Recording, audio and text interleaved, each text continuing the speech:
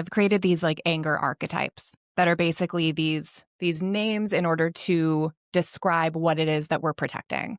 We have injustice, rejection, safety, disrespect, and criticism.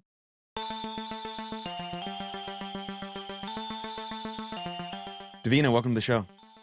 Hi, Aaron. Thank you for having me.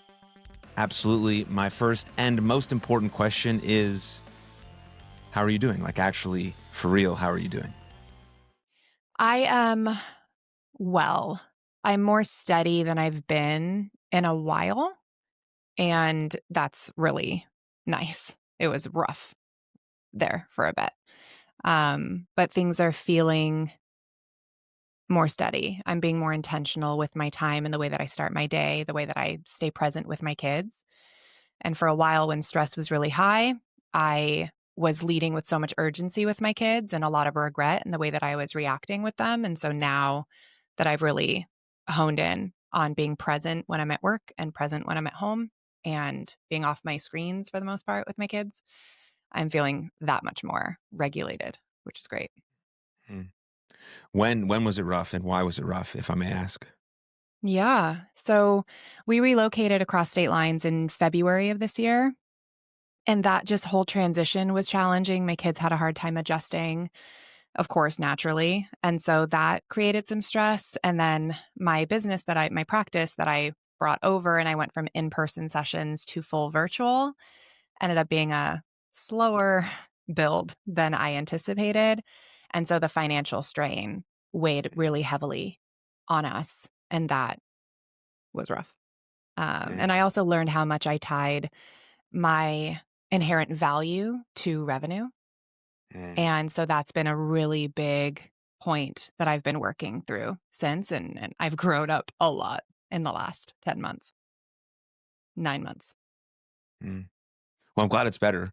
That's for sure. Mm-hmm. Hello, my friend. Before we jump straight into the episode, I would love to share the sponsors of this podcast. And the sponsors of this podcast are all the businesses that I've created that are really part of the ecosystem that run this whole thing.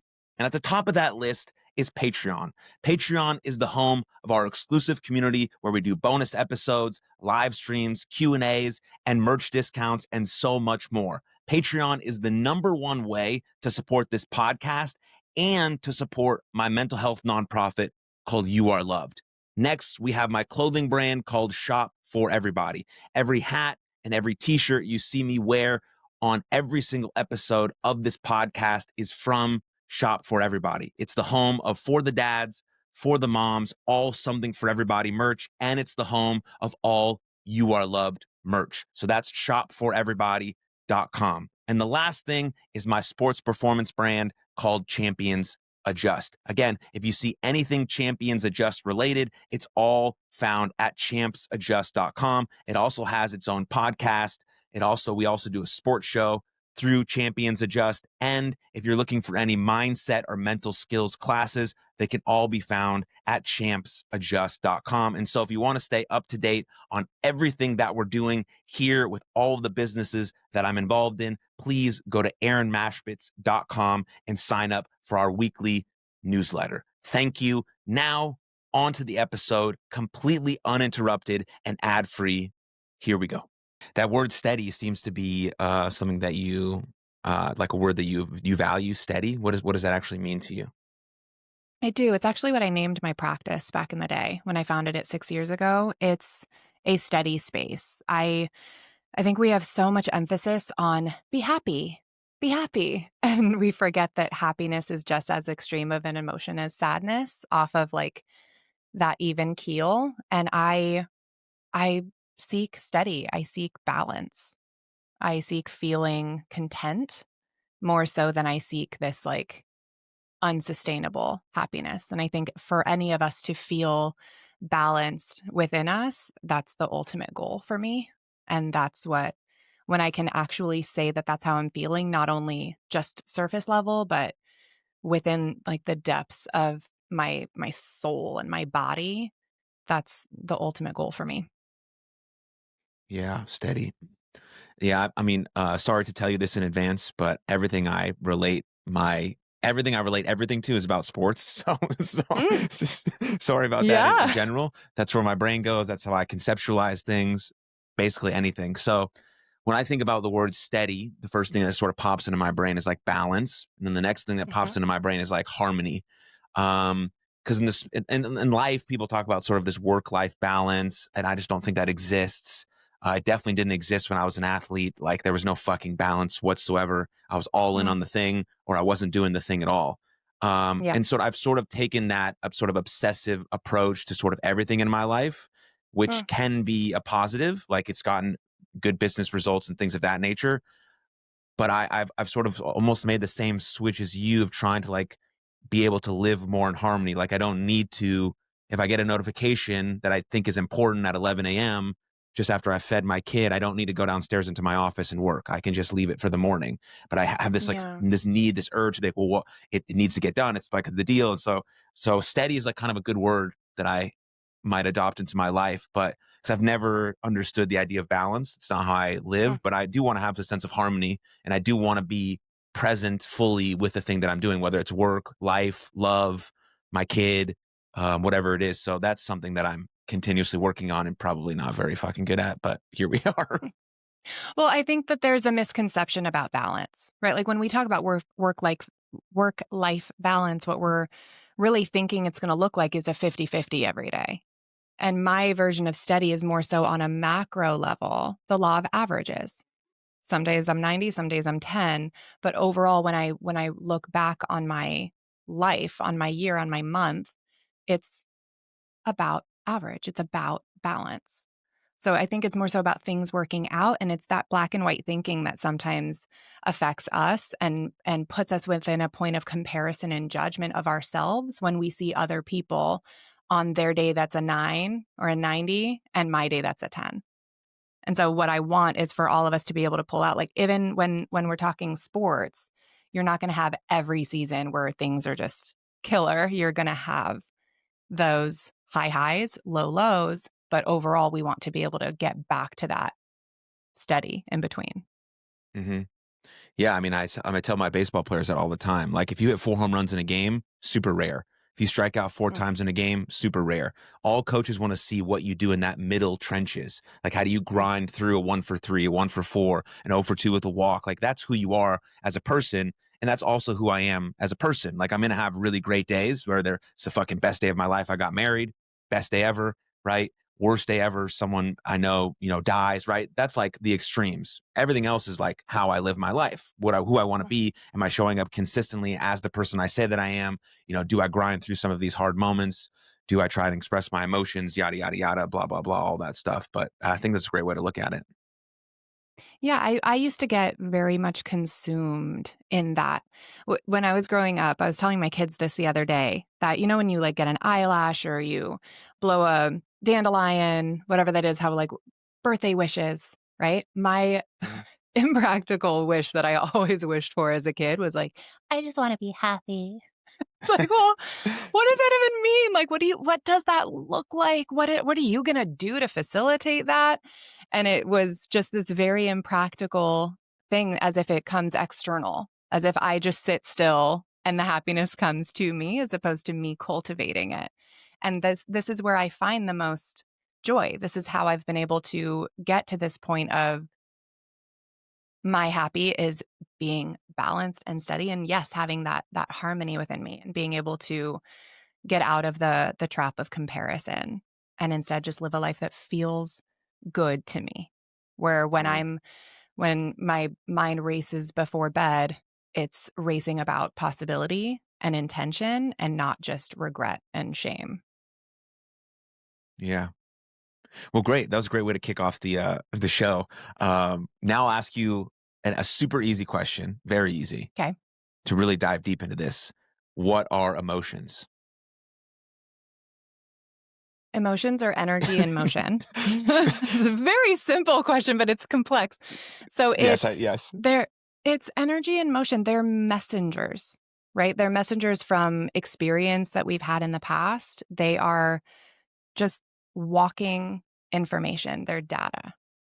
And because we feel them so viscerally, that's why we assume that we have to do something about all of them. when really they're just whispers of the past and of our ability to predict to the best of our ability the future. Hmm. And how do they differ from feelings? So typically, the emotion is the experience within us, and the feeling is what we do with it.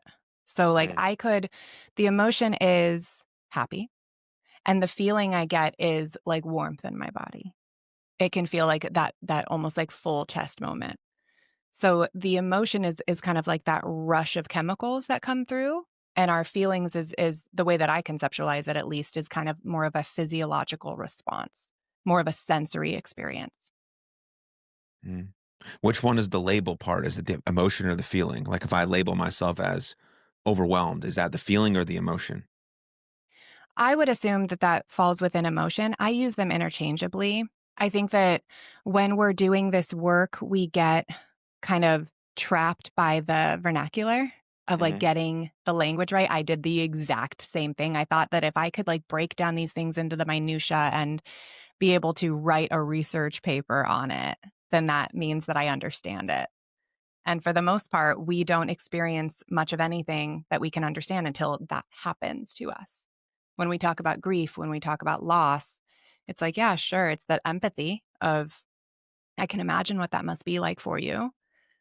But it's only once we actually experience it and engage within it that we understand it. So I don't want there to be too much bogging down of the language. If you say emotion and an emotion and it's really the feeling label, that's fine with me. Yeah. Yeah, I mean, I do think though, as maybe a society, as you've pointed out, like our emotional literacy is quite limited. I asked this question at the top of the podcast, how are you? Mhm. Hopefully with this type of conversation, there's space to answer it with like open honesty. We're gonna have a long form conversation. But most people just use that as a hey, hello in passing, right? Yeah. And we usually give like three responses: good, fine, okay. And that's sort of the whole dictionary of vocabulary terms that we know for our emotions. And that really doesn't Mhm. describe the totality of our life at all whatsoever. Like some days I Yeah. might just be fine, but there's much more going on. Maybe I'm a little tired, I'm a little exhausted, I have this going on, I'm feeling overwhelmed, so I'm feeling a little stressed based on that. But I'm also like excited for the day because things can exist at the same time.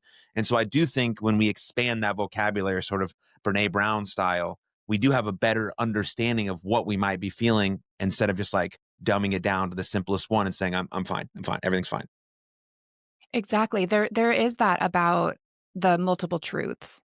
And almost every time I start working with a new client, we start with expanding the emotional vocabulary. We look at feeling wheels, we look at charts, part of their homework is to each day when they wake up and before they go to bed is to look at this chart and identify 3 to 5 experiences that they had throughout the day.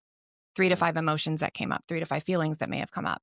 And what it allows for us to do is get out of this black and white distorted thinking and more so within the bittersweet, within the yes, there are multiple truths, and just because they seemingly conflict doesn't mean that they actually do. We're yeah. such complex beings, and I want us all to be able to carry that just because you say I'm good doesn't mean that you can't also have parts of you that are not so good. Yeah. Yeah. I mean, I'm learning this very much. So even more with like with a brand new kid. My wife Mm, said something the other day. She's like, I love this little human. He's the cutest little thing of all time, but boy, is he frustrating. yeah. Yeah, he's 8 weeks old. Doesn't know what the fuck is going on. you It's a know, needy blob of flesh. Like you know. it's so hard in But the then when he beginning. lays on your chest and the world stands still, there's no more love that you could possibly feel in the world. And then 45 minutes later, he's awake and it's terror and he needs something, right? And so that's Mhm. like a prime example in real time of my wife feeling and expressing multiple things at the same time, which is a beautiful thing. Yeah. And here's where it's the smallest bit that we could change within that statement of I love him so much, but man, is he hard. Or he's so hard, but I love him so much. There is something about the information before the but that gets minimized.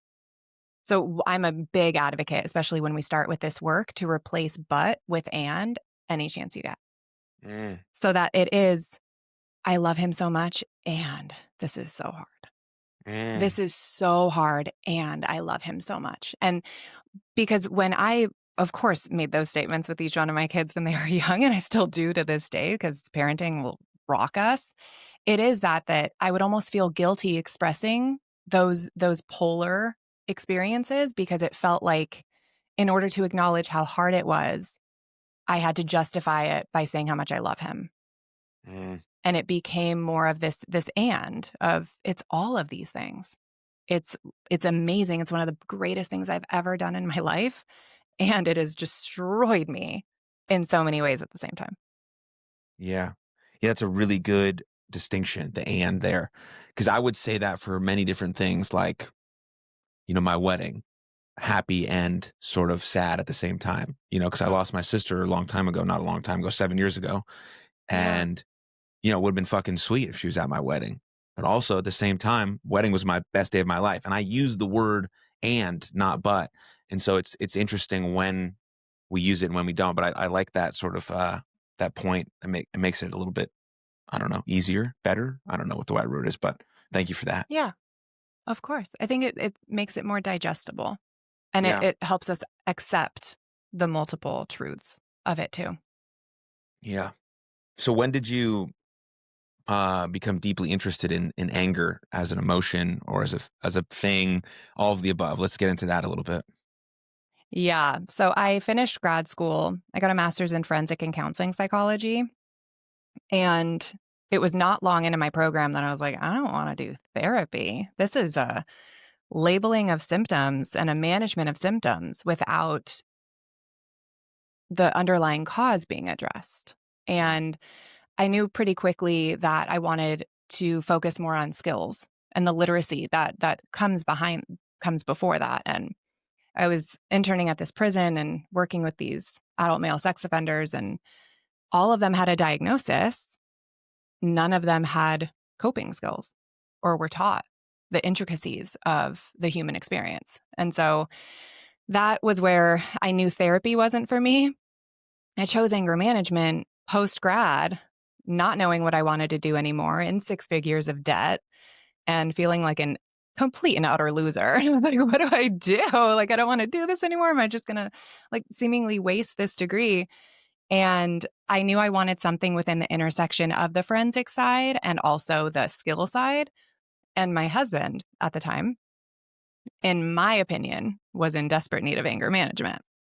And I didn't know what it was. I didn't know what it entailed. It was more so like just go in this room and come back calm. And went into anger management in an attempt to fix him. And he wasn't open to doing the work at the time. And I was like, well, if I go in and I get trained in this, then I can infiltrate from within and I will heal this man. And very quickly during that certification, learned how big of a problem I was, how much I contributed to his more explosive and externally expressive way that he expressed it. I just villainized him and shamed him for the way that he expressed it. Whereas I internalized it and I would shut down and silent treatment and emotionally punish. And so it really opened my eyes to the entire realm of anger. I learned what anger management actually is, and it changed everything for me. Hmm. Can we jump in on this sort of this therapy dynamic here for a little bit, and then we'll get back to Yeah. to anger management. I mean, because I think about this a lot. I've been involved in the mental health field as sort of an advocate for a while. I have a nonprofit, all these types of things.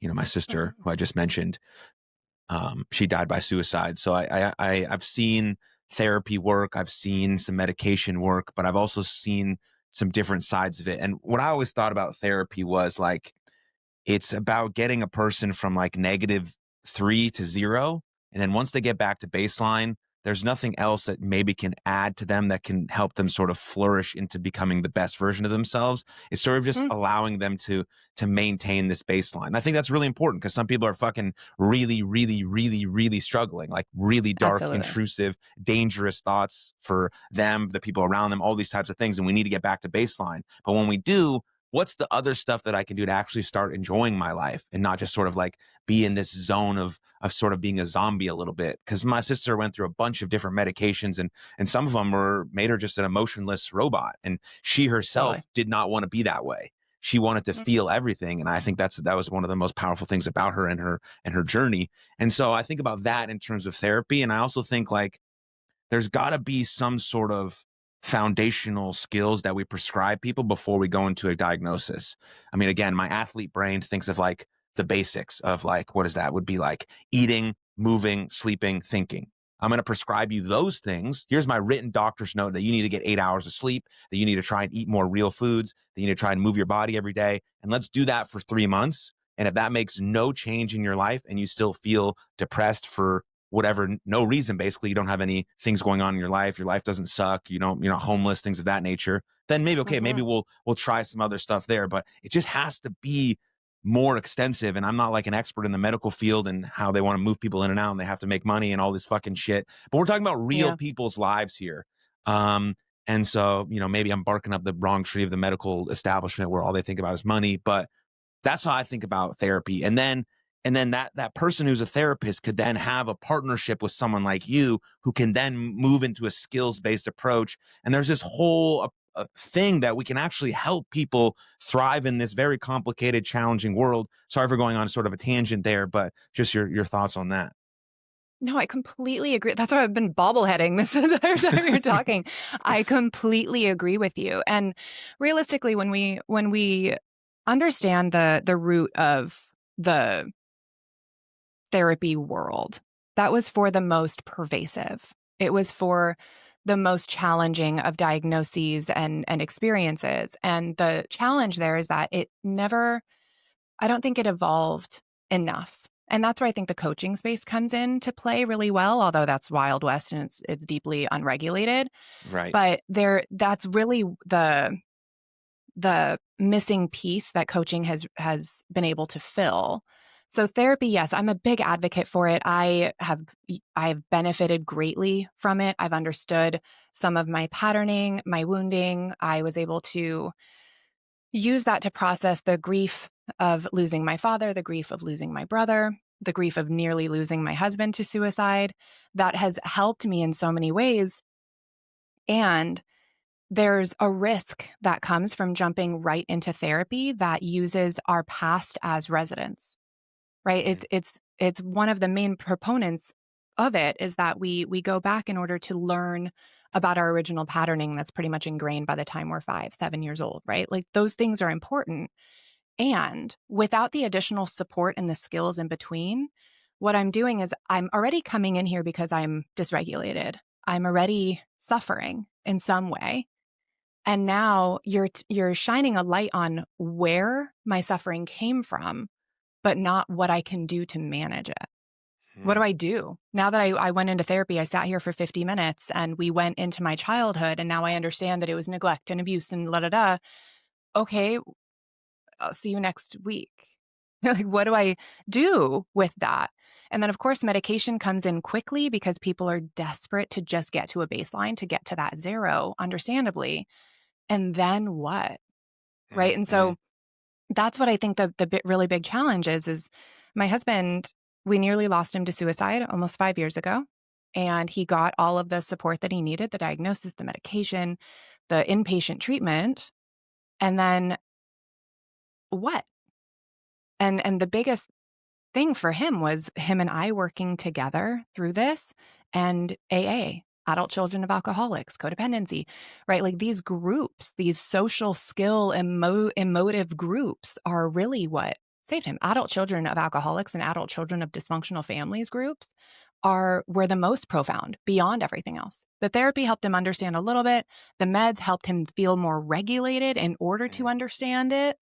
But the coaching that AA works to do and that he's been able to do has really filled that gap that the therapy world and the traditional therapy world, once we add in insurance and all of that, has just failed us within. And it is important to mention that when we're utilizing insurance, we have to have a diagnosis in order to substantiate to the insurance company Mhm. why they need to be seen. But that diagnosis is after the very first session, and we carry it everywhere we go. Yeah. Yeah. Well, I'm super glad your husband's still here. So Me cheers too. to that. That's Yeah. beautiful. I'm really proud But of him. yeah, it's amazing. Um, I also think when we think about like specifically like depression, I think there has to be a distinction that is made between really experiencing depression and your life just being shitty. Those are different Totally. things. Like, I think a lot about young men. I think a lot about Mm, young men. Um, and if I'm 17 and I don't have a friend group and I don't have a community and I'm watching too much pornography and I'm on my phone all day and I don't feel like I see a vision for my future where I've had a mhm. role model in my life where I like, oh, I could be that man. Like, maybe, whatever the case may be, I'm not on a sports team or community. And so all of those things Yeah. lined up could make you really, really, really sad, really sad. Sure. But I wouldn't consider that depression. I would consider that you just not really having a feeling like you have a future for your life. Like, so maybe then the role model or the mentor or the coach in your life is like, hey, dude, let's try and get you into a friend group. Let's get you into a community. Let's get you part of a religious group or a sports team or a chess club or whatever the case may be, and get you around some people. And let's get you out of the house and go to some social events and like maybe cut down the usage of watching porn and all these types of things. And like there's practical steps to make your life a little bit better. And then you wake up in the morning and see, oh, there is a future for me that looks a little bit brighter. I think Mm. that also distinction has to be made. And maybe I'm off because I'm not some sort of, mental health professional or anyways, but I think there can be a distinction. And I think the phrasing used, especially for people, is important because now I'm not a depressed person. That's not my identity. I'm just a person who's struggling a little bit in life. And I could do these practical things that make sense that might help me out. If I'm Yes, speaking anything.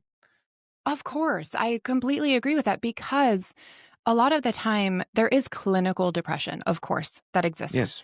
The Very other hard, part very is challenging. right. The other part is just being wired to experience a wide range of emotions, not knowing what to do with them, and then lacking identity. Right? At those pivotal moments, we're going from being told who we are by our parents, by our family members, our teachers, to then not knowing who the fuck we are Mm, and feeling all of the weight and the pressure to figure it out yesterday and to know. And because so many of us are out here faking it and assuming that other people aren't faking it and we're the only ones, that's what causes so much suffering. And that's why, since everything happened with my husband and we struggled in silence. We suffered in silence for so long. Even when I was going to my clients, talking to them about anger, doing all of this work, helping rewrite the narrative of their marriages, I was then going home and checking the liquor bottle to see how much my husband drank while I was gone. We were still fighting endlessly. And it became this like deeply fraudulent experience that we kept quiet. I didn't tell my therapist. I didn't tell my mom, who I'm close with. I didn't tell any of my siblings. I told not a soul. And that's why I'm such a big advocate for it now. And that's why my husband and I both are so open to sharing the nitty gritty, the detail, so that other people don't feel the need to pretend they're fine when they're not, assuming that they're the only ones. We grew mhm, up with this narrative that was like, oh, everyone has their shit. Like, keep it at home. You're just, that's why don't air your dirty laundry. Keep it behind closed doors. Don't embarrass us. Don't, bring up shame to our family. And instead, it's the opposite. It's because we're all experiencing this. That's why we have to talk about it. It's why we're mm, not airing dirty laundry. We're sharing in connection and belonging and discussing the bullshit and the mind fuck that is the human experience.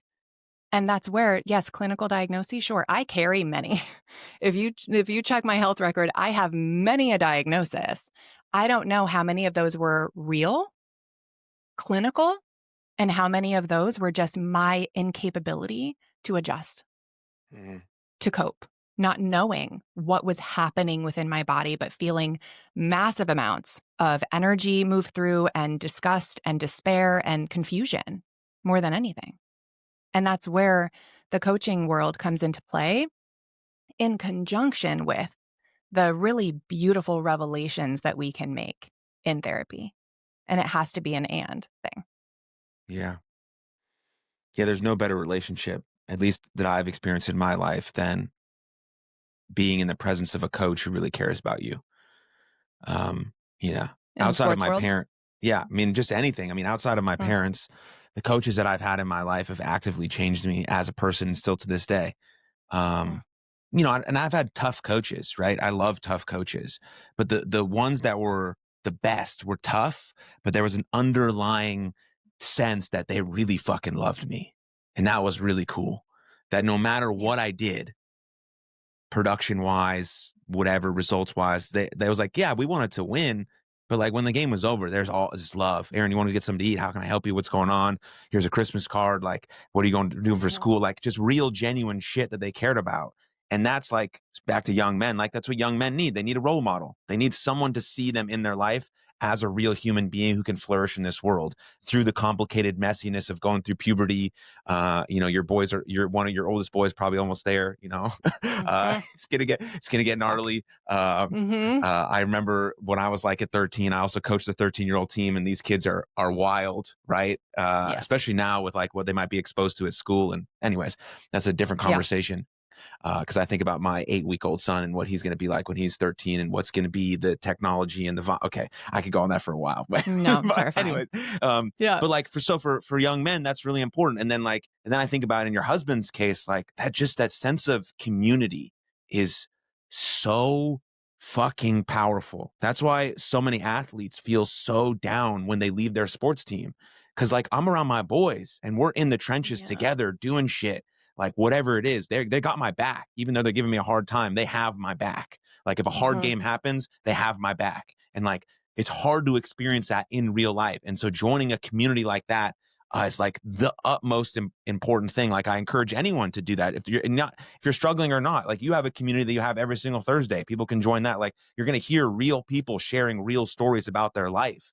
And like there's no better way to connect to that and have a common humanity than hear someone saying, they're going through the exact same thing as you, and they live in the opposite side of the country, grew up differently, this, that, or the other, and like, oh fuck, I feel the same fucking way.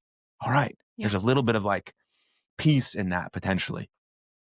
Well, it's being and feeling seen and not being measured by our output, not being measured on how good I can say I'm doing or how good I actually am doing. It's more so about how can I just come in and sit with someone for a bit? And it's why I went from being this forensics, Department of Correction, anger management, court ordered anger management person, working out of a workbook each session, to now this professional friend is it's how I describe myself. It's how I present in session. I use profanity. I share about my life. I use a lot of fucking dark humor because we need it. And it creates more of an experience together and a relationship together, as opposed to this very clinical, come in 50 minutes. Okay, our time's up. Don't contact me in between. Don't add me on socials, which I do through my professional account. But there is a boundary that's required there. And also just people to know that they're more than a diagnosis or a med or Monday at 2 in your calendar. And that's what provides so much. And to your point, of course, about the groups that I run every Thursday, it's why we alternate topics, but each one has its learning lab and a skills lab. So it's not just consuming more information, which is what leads to more intellectualizing, which means I know what I'm feeling and here's what I'm supposed to do in order to make it better. And instead, it's I'm actually feeling what I'm feeling, and I know what I need to do in order to get to a level of steady and regulate my nervous system and feel more just peaceful in between. And that's why we do that each and every one. So we have 1 week where we learn, and then the next week we apply, so that Mm, we're not just I do the same thing. The amount of books I listen to and read and all of this shit I consume just to then end up in a crummy situation where I know better, but I'm acting worse. I know what I should be doing, yet I can't bridge that gap in real time. I know I'm supposed to like pause and take deep breaths and walk away and blah, blah, blah, but like instead I'm screaming profanities that the person I love most in the world. yeah. It's that gap in between of the application that I really strongly encourage, which is why we alternate those. And it's just Yeah. so important to come in and yeah, to hear other people's stories that rhyme with yours Mm. and be able to apply it in between. Mm, yeah. This is a random question, but Yeah. have you ever watched WWE or professional wrestling? Here and there, not religiously by any means. Oh, wait. Well, there's a point to my question because you're talking Mm, about people sharing stories. And the reason yep. why people like professional wrestling or WWE is because the stories mimic real life. My best friend turned on me, whatever the case may be. And so we get invested in these stories because we see good and evil and we Mm, see like how that mimics our real life. We see this good guy who's like towing between really wanting to do some evil shit, but like trying to be the best version of himself. Like, should I use the weapon? Should I not use the weapon? I'm a good guy. I want to be a good guy, but it's really hard. And so there's no like these mm. like no, there's no purity in the world. And so that's why wrestling fans are so invested in these stories. And you can ask any wrestling fan in the whole world, and they can pick one moment where wrestling literally saved their life because it drew them out of something. They saw something in themselves or in the story that they could be lifted off of. And that's what narrative Mm. is. And that's why mental health stories in general are so important. I can't believe I just related that to WWE. That's fire me It's an up. I'm obsessed. impressive through line, I'll tell you. I was uh, just like, I don't know, like a bunch of people like pretending to beat each other up. I don't know, like I don't get the appeal. That makes so much sense to me. And of course mhm, that it's story. mhm. It's why when we're raising our kids, one Gosh, of the that made sense. Anyways, go it ahead. Sorry. did. But no, I think it's fair to find these things. You just expanded my image of people who watch it. I had an internalized, I think, bias, maybe even a judgment of it. And my husband used to be really into it. And now it makes so much fucking sense.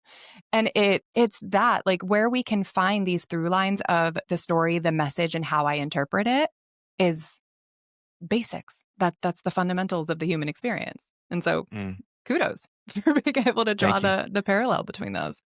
Thank you. Yeah. Well, it used to be my profession also, so I'm like slightly obsessed with it. Mm. And so, uh, anyways, yeah, baseball and wrestling is basically the only metaphors or analogies I draw to. So I'm glad I could really pile that one in there about mental health and stories. But anyways, it makes sense. So okay. Did I in my share of bias or judgment, did that come through funky at all for you? Did you feel like any pang of like the fuck? No, you didn't say Okay. the F word. I don't think so. That's good. Mm, what's Fake. the F word? Oh. Mm. You could have. I wouldn't have What been that no, but upset. what does that mean for you?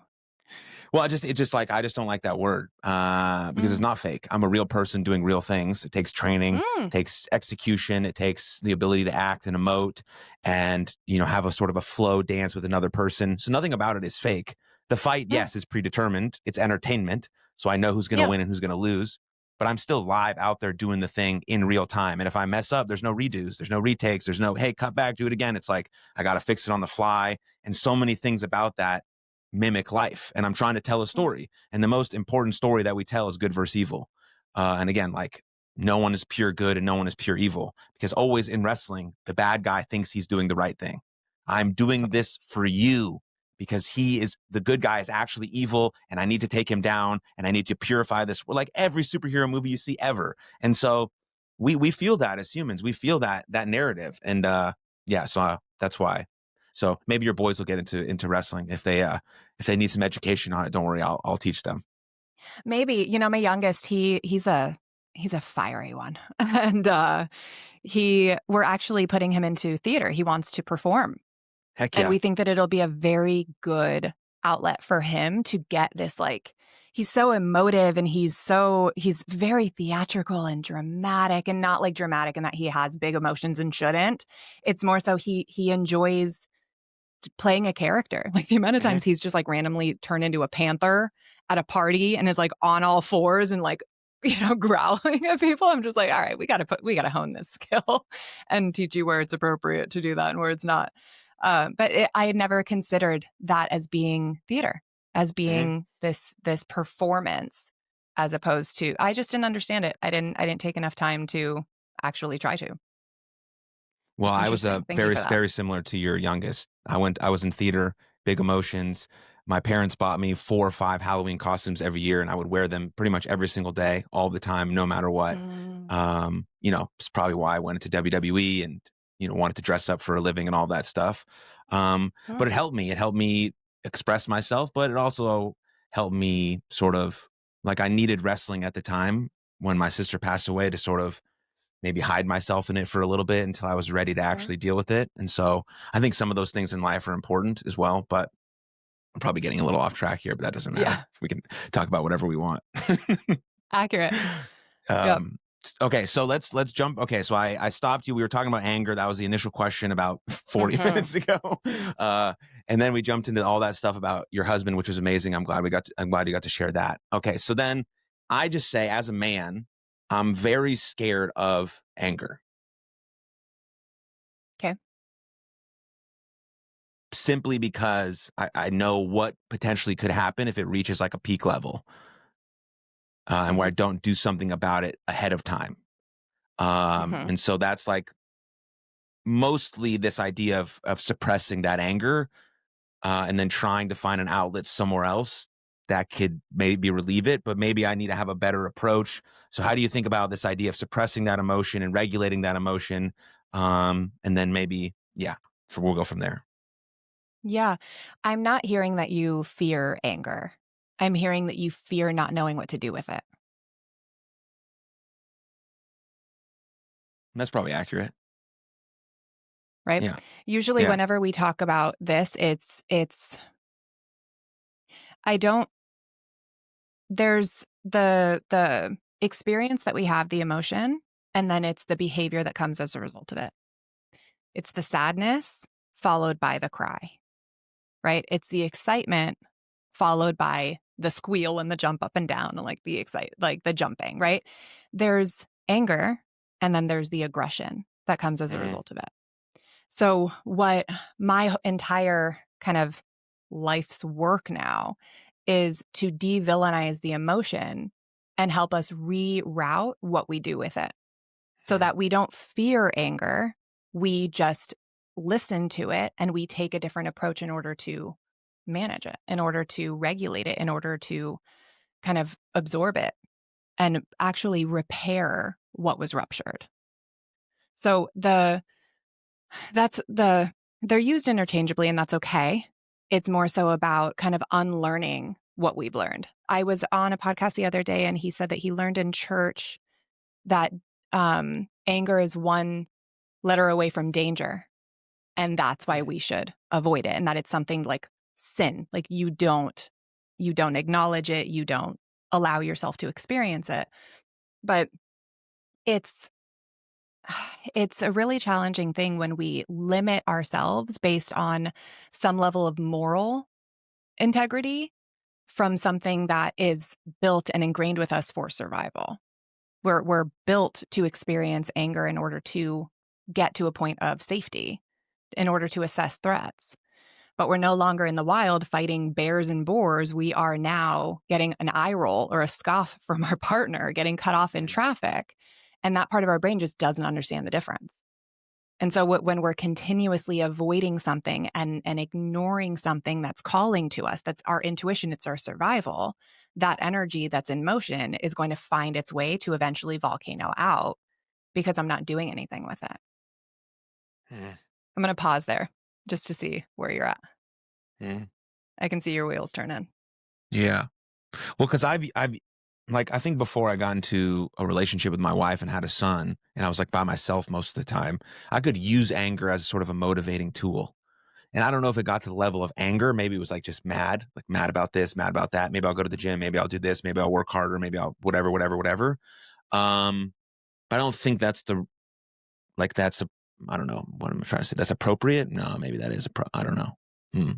But now I don't want to do that. I want Mm. to sort of feel it before it overtakes me and then do something about it before it happens. Like a couple days ago, I did get mad and I just like sort of, I was on my way to jujitsu anyways. And so I just said, Mhm. I'm going to leave now. I'm going to go jujitsu. I'll talk to you when I get home. I thought that was a fine approach. And my wife was like, it took me, I wanted to run after you and talk about it, but I knew you were coming back. Yeah, I'm coming back. It'll be an hour and a half. Everything will just be fine.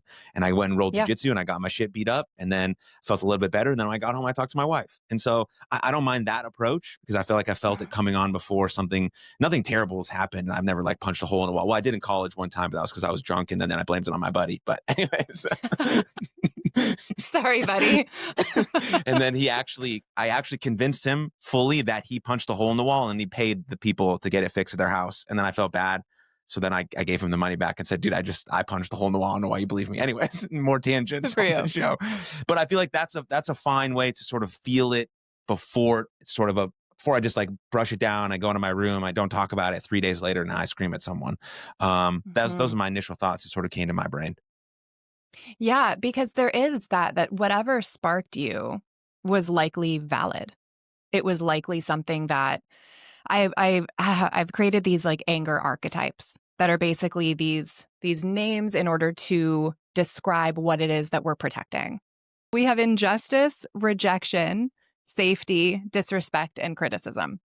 Got it. And what each of these do is risk something beneath, something about my integrity, my value, my worth, my identity. And once we can kind of put them into this framework, we can see what certain things spark us. And we listen to the whisper before it has to scream. And so if Yeah. we can understand deeper, most of the time when people come to me and they say, yeah, well, it pissed me off. Okay, well, what pissed you off? Well, they interrupted me. Okay, well, where does that come from? Well, I was interrupted constantly as a kid. Like I'm just not going to tolerate it now. It's like, okay, so you're telling me behaviors. You're telling me things that you experienced and what you've learned to assign to that catalyst, right? Like you have that stimulus and then what's your response? Like that's the I get interrupted and so then I get angry. What's underneath it? Well, I was talking. Sure. What's underneath it? Right? And if we can go beneath that 5, 7 layers, typically it means that I wasn't important enough to listen to. I was inherently told that my worth didn't matter, that my words don't matter. And I felt really small repeatedly. And so now in my adulthood, I'm unwilling to feel small. And Mhm. that's where we work in understanding that anger is our armor that we put on in order to protect the more vulnerable, in order to protect the things that can feel like they will just kill me if I let them in. And once we understand that, not everyone calls for aggression. Sure, there are plenty of times that aggression is necessary. And in this world, in the US where we are living, it's very rare that that's going to be the right response. Mhm. If you're feeling small, the answer isn't to make yourself big and give the illusion that you're big. It's to express, hey, that makes me feel small. I feel small as a result of that. Here's what I'm requesting from you in order to change that. Or here's what I will do in order to preserve myself so that I don't carry this feeling of small. Mhm. So you're thinking about I'm becoming aware that I'm feeling potentially might be feeling angry. Then I'm trying to figure out where that's coming from based on the interaction I just had. And then beneath that, trying to figure out through one of these archetypes where it's from. And then when we figure out where it's from, then we can actively deal with it in real time. Am I getting that correctly? Yeah, you find your solution, right? And a lot of the time it's going to be just about because we're so afraid of anger, because it's something that we have yet to see someone manage well. That's why we avoid it. And that's why we basically say like don't interrupt me. Right? We try to control what other people are doing in order to prevent me from getting that deep visceral dysregulation as a result of it. But instead it's about understanding it. We fear what we don't understand. Hmm. And if we aren't leading with curiosity and if we aren't prompting for insight and clarity from ourselves and from others, then I'm going to continue having this experience that I don't understand. And so then I won't know what to do with. We want the solution to come through. But what I was never taught in grad school, what I learned a bit of in my anger certification, and what I've been able to learn so much more about is the neuroscience behind it and how these things are not within our conscious choice. These things are happening physiologically based on patterning and prediction that my nervous system, that my brain is doing, that only later consciously aware of. And so when we understand that, the vast majority of primarily the men that I worked with when I first founded my practice, they had been bounced around anger management program after anger management program, therapy, meds, all of this, and were never taught how it manifests. where it comes from in the brain, and how for many of us, it's not an unwillingness to be calm and calm down and be logical. It's an actual incapability while we're building more neuroplasticity, while we're building our ability to learn about ourselves and choose actively what to do differently as a response. But if we don't understand how this is actually happening, we will attribute a physiological experience to a character defect. And no wonder we will feel like we're the problem. No wonder my husband was so resistant to finding work, is because throughout his childhood and his adolescence, he was shipped off to all of these specialists who said he was the problem, Mhm. who never explained to him what was happening in his body. They were just like, I can't fix you. I don't know. You're too angry. He was Hulk smashing through walls. He was breaking shit. He was slamming doors. He was bailing, running for the hills. The amount of streets and stairwells I chased this man down because of my anxious attachment and my need to like get resolution right away and know that we were okay. It is, we talk about it often. Like we are embarrassed of our previous self, but only when we are only focusing on what we did with that anger, not when we actually understand what fundamental need wasn't being met underneath it. Mhm. And without that full grasp of understanding about what's happening in my body, I won't be able to do much of anything with it. I'm going to suppress it. And that's why I've evolved anger management into anger intelligence, because it's not just about managing this experience. It's about fully comprehending it and becoming literate in what sparks you and why, where that comes from, what you've historically done with it, how that benefited you, how that served you up until now, how it no longer does, and what you want to do instead. Mhm. Most of the time people say like, oh no, I'm going to go in this. I'm just not going to get angry. I'm not going to lose my shit on my kids. I'm not going to yell. I'm not going to do it. Mhm. Mhm. But your brain just hears do it. It's like, I'm not going to yell. Your brain hears yell. We're not placing emphasis in what we are going to do with it instead. And so then we Mhm. repeat the cycle. Nothing happens in our brain. If anything, that just gets reinforced because the neurons that fire together wire together. And I will continue with this patterning until something happens. Either I hurt someone, I hurt myself, or I lose everything. Mhm. Yeah. The I'm not gonna get angry one is again, back to sports. Yeah, tell me. Like, so in baseball, most people will say, "Hey, don't strike out." Parents will scream that from the stands. "Hey, don't strike out here. Plant a Hey, seed. don't walk him here." And then I asked the parents after the game or in a moment when I have to talk to them, I'm say, "Hey, don't think about an elephant right now."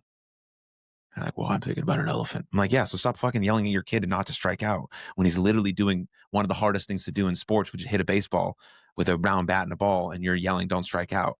And Yeah. so what I try to tell them is like, we want to talk to ourselves and what we hope we does happen, not what we not want to happen. I think that's more empowering. Like, and then you want to think about it also in a non-results way. Because if I in baseball, if I hit the ball really, really, really hard, someone might catch it. It's still a great at bat. You did your job exactly right. I think that can be related to parenting as well. You could do Mm, all these things right. Like I'll change my son's diaper, I'll rock him to sleep, I love him, I'll kiss him. He's fed, and he still is crying a little bit. He's still a little agitated, right? It's like okay, it is what it is. It's part of the deal. He's a little boy. He doesn't know yet, right? mhm, Eventually, when he's like 1 or 2, I'll wrestle him around, and then he'll laugh and he'll it will be great. We'll do some fucking Supermans, and he'll be too tired and he'll fall asleep. It'll be awesome, you mhm. know. But like that's important too. So I think when we're also talking to ourselves instead of listening to ourselves, which I think is important in regards to our self talk. Like let's talk about what we hope does happen. But I think you can only say that if you know a different way than you did before, especially in regards to your anger. If you only know this one way, which is suppress, move it down, shove it to the side, don't think about it, then you're not going to True. have a version of your self talk that could say, well, I could do better here because I know a different situation. I know a different scenario, or I know where I could, do this or whatever the case may be, because I've done the work now. I've opened this door. Now maybe I can walk through it. And so I think that's very important too, always bringing it back to sports. So, Yeah. I mean, the metaphors are so important. And that's why I always ask people what they do for a living. And then I do my best with my understanding of what they do for a living to like put it in that language so that mm, these things can land harder. I always encourage people to tell me like what came to mind for you? What metaphor, what visual came to mind? And I'm absorbing all of it because we need those things. The challenge with this is that our emotions and our behavior are so abstract. Like yes, we can see what happens, but it's not as predictable as we think it is.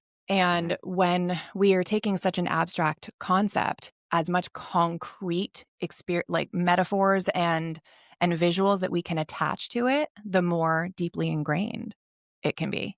And I very much welcome the metaphors. Bring it back to sports as much as possible, Yeah, especially for men who are only allowed to show happiness and anger and really right, nothing else. Otherwise, you're a pussy, you're beta, you're weak. right. Yeah, And yeah. women, I mean, it's rough.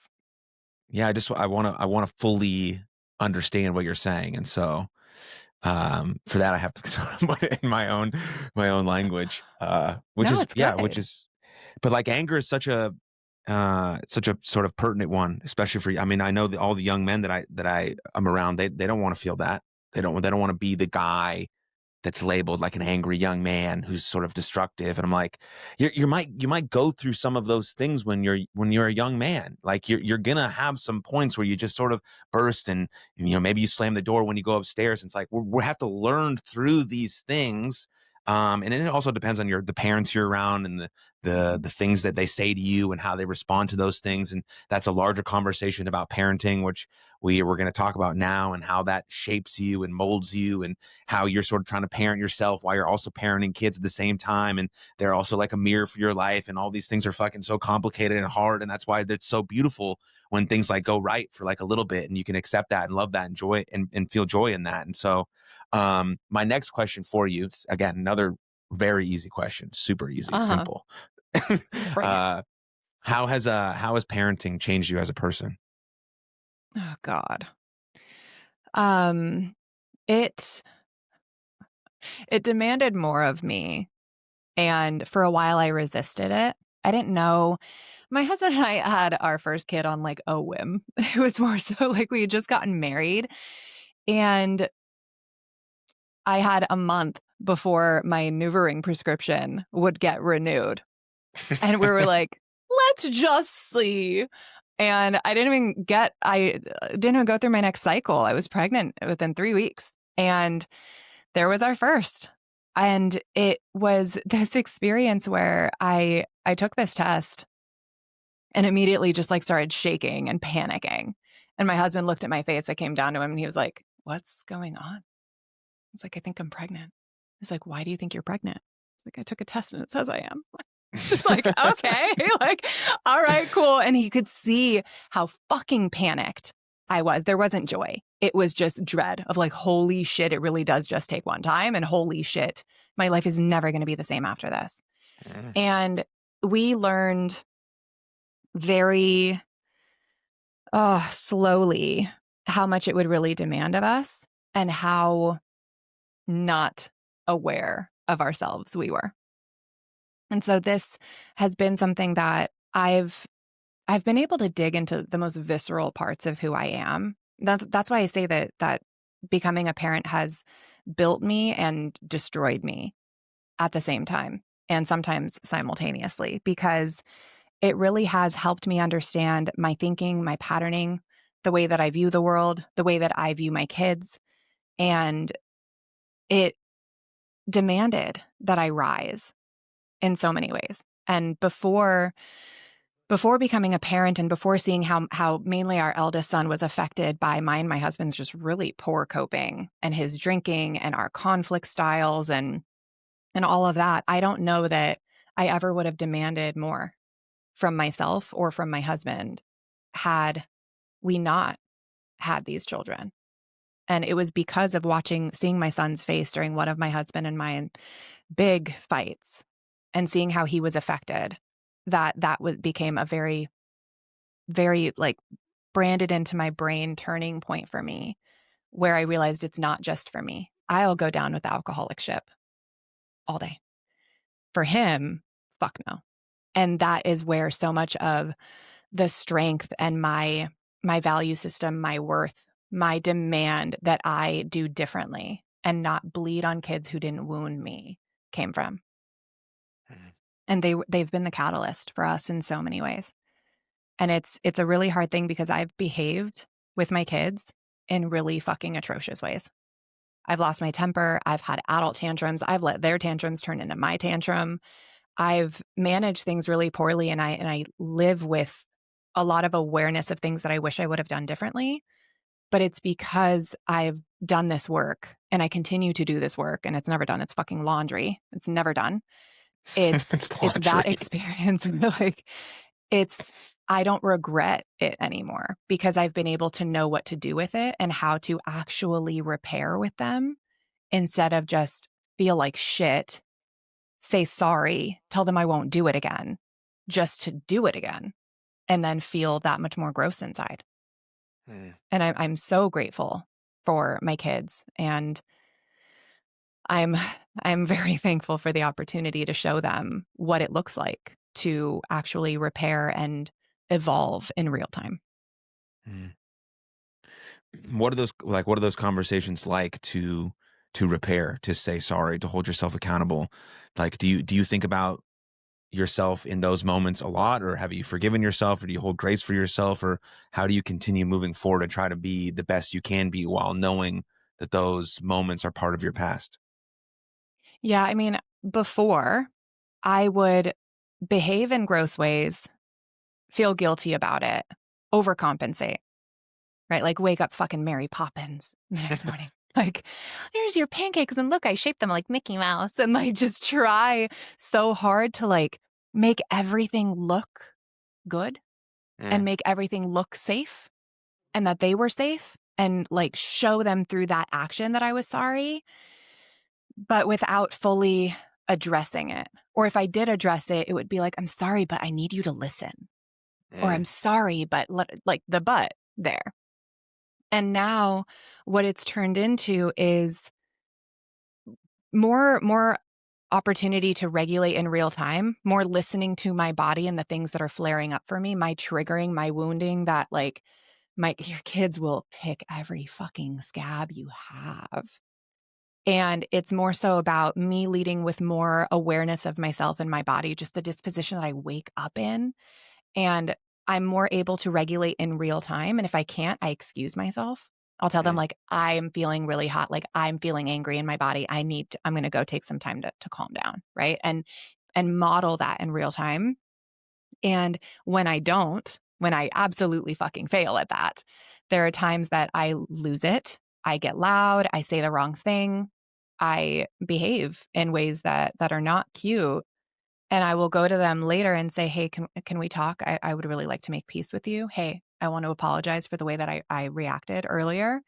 And we sit down and I say, hey, here's what happened for me. This is what I was feeling. Here's what I did with it. What I felt was real and what I felt was fair and justified. What I did with it was not okay. I'm allowed to mm, feel anger. I'm allowed to feel frustration and disappointment. And what I did with it was not okay. mm, That I really want to say sorry for. Are you open to hearing what I want to do differently and what I could use from you in order to do differently next time too? And we make it so much more collaborative. And given my youngest will be 6 next month and my eldest is 8, and they're old enough that we can now have these conversations where they can be a little bit more drawn out, more meaty in between. But even when they were younger, it was, hey, mommy got really mad. Just because I'm mad doesn't mean I get to yell. I'm really sorry I yelled. How did that make you feel? What happened inside?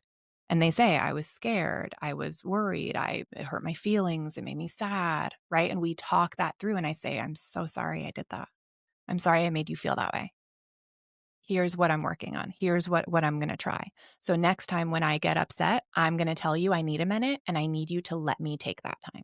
Right. And it becomes so much more collaborative and discussing like the gritty, like the in between of what's actually happening and allowing for multiple truths.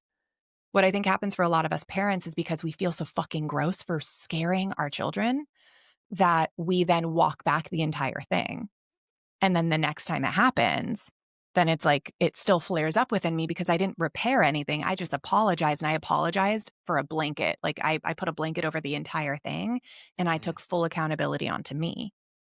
But we need to be able to accept the multiple truths and model this for them and show them what it looks like to lose your shit, to act in ways that you regret, how you can hold compassion for yourself and also not only hold yourself accountable, but choose actively what I'm going to do next. Not just that I'm not going to get mad, but when I get mad, here's what I'm going to try differently next time.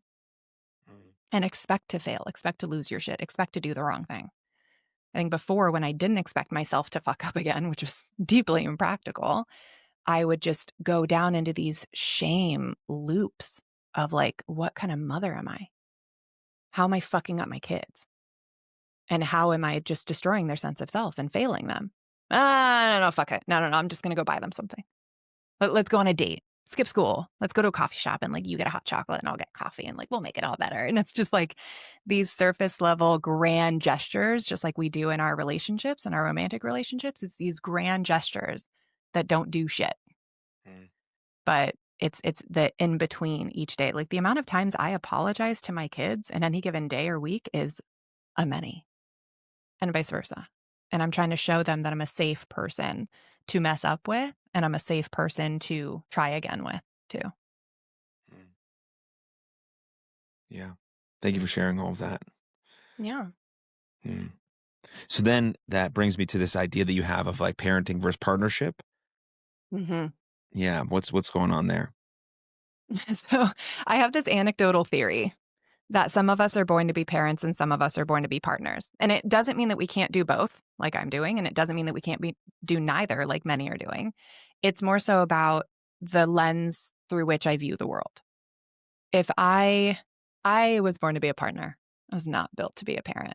The parenting, the partnering, like putting my husband first and focusing on date nights and intimacy and these types of things comes way more naturally to me.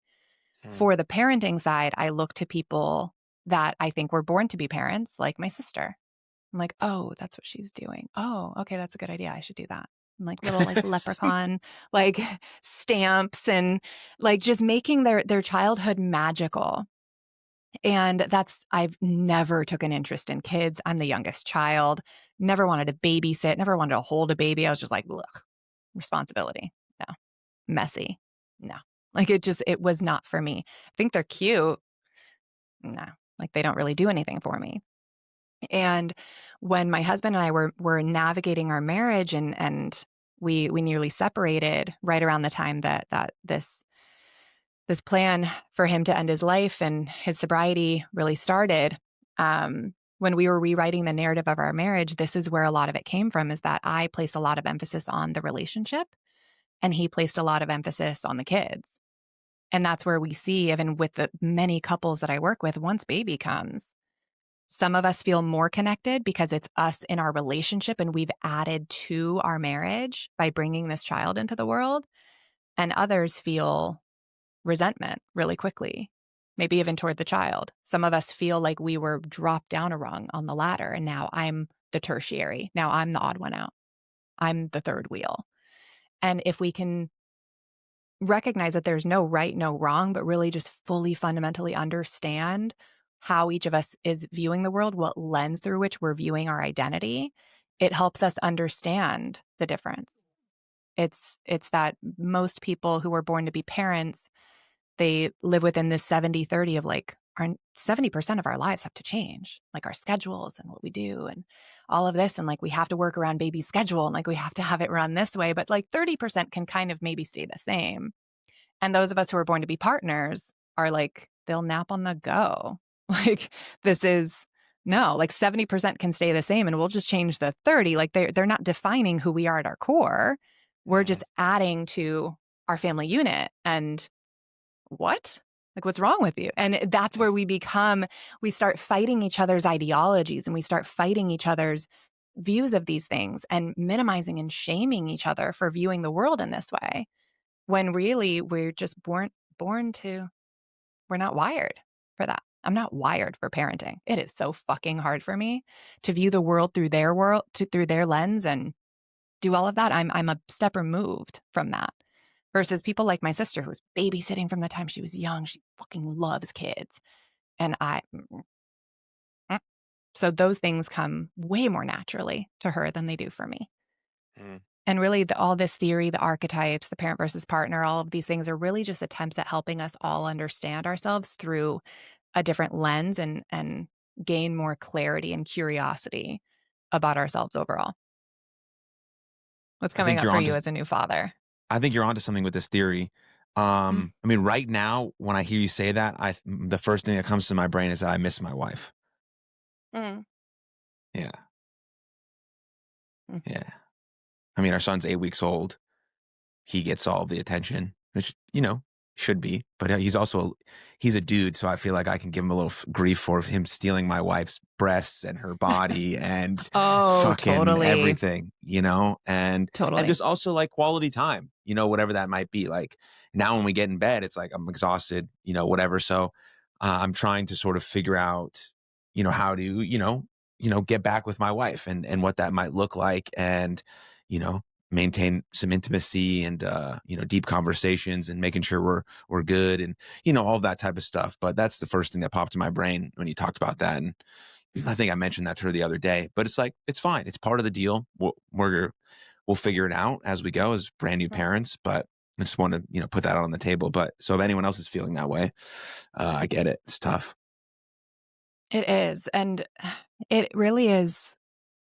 I think when we start fantasizing about going back to anything, we're already a little bit fucked because you're not. Your marriage is never going to be the same. Your relationship with her, your connection with her will rhyme again with what it was before. We can't go back. There quite literally is no equivalent. And so I think it's more so about taking the versions of you that you were and how we can evolve to make room for this additional piece. Mm. But we won't go back. We won't go back to the beginning of, it's what I hear from a lot of my couples that I work with. I don't save marriages. I don't save relationships. We rewrite them. We Mm. rebuild them entirely. And that's what we talk about is we can't compare the first year of parenting to the first year of dating.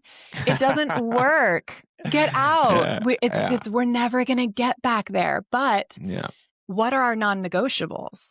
What are the things that we miss the most? What season are we in? And does that non-negotiable fit within this season? How practical and realistic am I being? How much grace am I giving to my partner?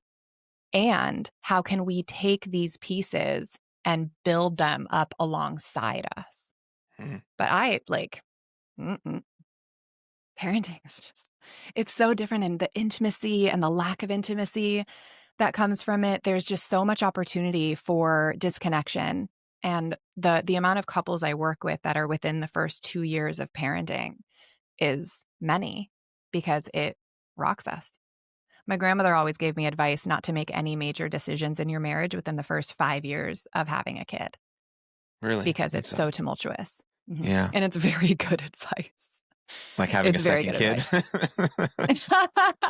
More so within your marriage, right? Like, and given there are so many ways that once we become parents, we can like see who the other person is. And to some extent, that's true. The other part is that we are just experiencing something we have never experienced before. It's likely overwhelming my ability to cope. And how much, support can I show them during this process? Yeah. But man, my husband and I went through all of it.